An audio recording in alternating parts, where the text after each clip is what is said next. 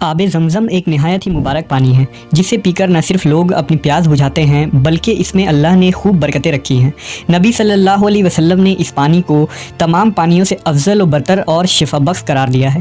مکہ مکرمہ میں موجود آب زمزم کا یہ بابرکت چشمہ انسانوں کے ذریعہ کھودی گئی کوئی مصنوعی چشمہ نہیں ہے، بلکہ آج سے تقریباً 4000 سال قبل اللہ نے اپنے پیغمبر حضرت اسماعیل علیہ السلام کے ذریعہ ایک معجزہ صادر فرمایا تھا، جس کے نتیجے میں یہ پاک پانی اس مقام سے پھوٹ پڑا۔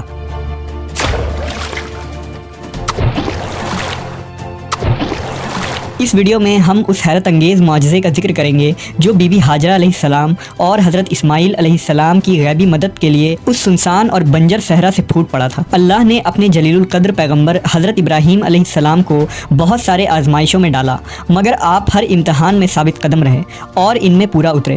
جب ابراہیم علیہ السلام کی عمر 80 سے بھی زائد ہوئی تو بہت دعا اور منتوں کے بعد اللہ نے انہیں ایک بیٹا عطا فرمایا جس کا نام آپ نے اسماعیل رکھا۔ آپ اپنے لخت جگر اسماعیل اور اپنی بیوی ہاجرہ سے بے پناہ محبت کرتے تھے۔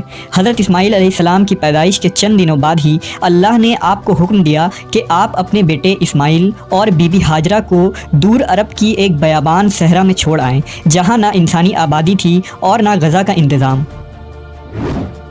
جب حضرت ابراہیم علیہ السلام نے بی بی ہاجرہ کو وحی کی خبر سنائی اور بتایا کہ اللہ کا یہ حکم ہے، تو بی بی ہاجرہ جو اب تک شام کے سرسبز و شاداب اور بہترین آب و ہوا سے سرشار سرزمین پر رہ چکی تھی، اللہ کا حکم سنتے ہی بنا کچھ سوچے تیار ہو گئی۔ انہیں اللہ پر مکمل یقین اور اعتماد تھا کہ وہ ان کے لیے اس گرم صحرا میں کچھ نہ کچھ انتظام ضرور فرما دے گا۔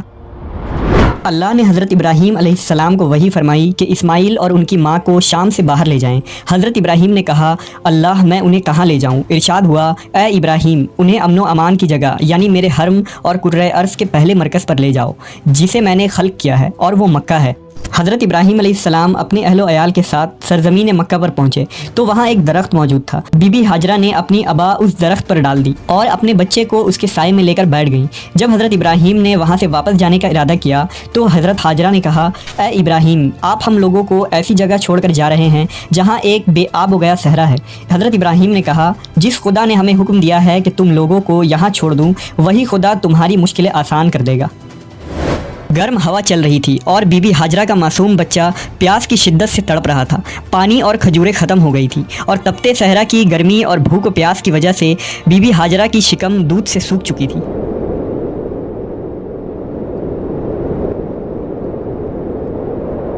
حضرت اسماعیل علیہ السلام بھوک و پیاس کی شدت سے تلبلانے لگے۔ بی بی ہاجرہ پریشانی کے عالم میں پانی کی تلاش کرنے لگیں۔ جب آپ دور سے بیابان کی طرف دیکھتی تو انہیں پانی کا چشمہ نظر آتا تھا، لیکن جب قریب پہنچتی تو وہاں سراب نکلتا۔ اس طرح بی بی ہاجرہ 7 مرتبہ پانی کی تلاش میں صفا اور مروہ کی پہاڑیوں کے درمیان دوڑیں، مگر آپ کو پانی میسر نہ ہوا۔ لہٰذا اس بے سہارا خاتون اور معصوم بچے کو دیکھ اللہ کی رحمت نے جوش مارا، اور جب بی بی ہاجرہ اسماعیل علیہ السلام کی طرف واپس آئیں تو دیکھا کہ اسماعیل پیاس کی شدت سے پتھریلے زمین پر ایڑی رگڑ رہے ہیں، جہاں سے اللہ رب العزت کے حکم سے پانی پھوٹ پڑا اور ایک چشمہ جاری ہو گیا۔ ایک روایت کے مطابق اس وقت جبرائیل علیہ السلام نازل ہوئے اور آپ نے اس جگہ کی زمین پر ضرب ماری تو اس جگہ پانی کا چشمہ جاری ہو گیا۔ حضرت ہاجرہ نے اس چشمے کے چاروں طرف حصار بنانے کے لیے مٹی اور پتھر کو جمع کرنے لگی۔ پانی تیز رفتاری سے پھوٹ رہا تھا، لہٰذا آپ نے اس پانی سے کہا، زمزم، یعنی رک جا رک جا۔ اس لیے اس چشمے کا نام زمزم پڑ گیا۔ حضرت ابن عباس سے روایت ہے کہ نبی صلی اللہ علیہ وسلم نے فرمایا، اگر تمہاری ماں ہاجرہ نے اس پانی کا احاطہ نہ کیا ہوتا تو یہ مکہ کی وادیوں کو بھر دیتا۔ اس چشمے سے بی بی ہاجرہ خود بھی سیراب ہوئیں اور اپنے بچے کی پیاس کو بھی بجھایا۔ اتنے میں وہاں سے ایک قافلہ گزر رہا تھا۔ جب انہوں نے پانی کے چشمے کو دیکھا تو وہاں رک گئے اور بی بی ہاجرہ سے اجازت مانگی کہ انہیں یہاں قیام کرنے دے دیں، کیونکہ اس پورے صحرا میں کہیں بھی پانی کا نام و نشان نہیں ہے۔ لہٰذا بی بی ہاجرہ نے انہیں مکہ میں رہنے کی اجازت دے دی۔ یہ لوگ بنی جرہم کہلاتے تھے۔ بی بی ہاجرہ کو بہترین ہمسائے مل گئے، لہٰذا جب اسماعیل علیہ السلام جوان ہوئے تو بنی جرہم قبیلے کی ایک خاتون سے نکاح کر لیا، اور پھر ان کی اولادوں میں سے ہی قبیلہ قریش اور بنو ہاشم وجود میں آئے، جن سے ہمارے پیارے نبی حضرت محمد صلی اللہ علیہ وسلم کی پیدائش ہوئی۔